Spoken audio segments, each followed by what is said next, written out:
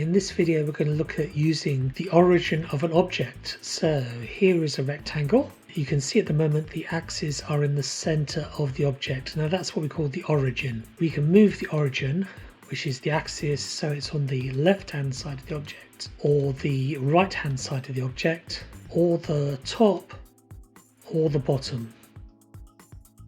And in each of these cases you'll see that the axis is in the center of the edge we've chosen. We've also got the ability to choose top left or top right of an object, or the bottom left or bottom right of an object. This is modifying the axis origin relative to the object using the origin control. We've also got the ability to change the offset here.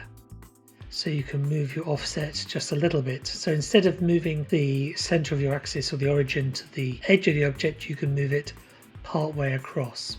The reason we want to move our origin is mostly down to scale. So if I move this to the left hand side and I change the scale of my object, I'm going to lock my X, Y and Z together, you'll see it's scaling from this point of origin. It's scaling this way and this way, because it's scaling from this point here. If I go to the right, I grow it back up again, you see it's now growing from that point. So this is the first reason for setting a point of origin. Now I'm going to move it to the top left. So there's our origin, top left. Now if I do a rotation, it's going to rotate from that point. So for scaling and rotation, this is very, very useful.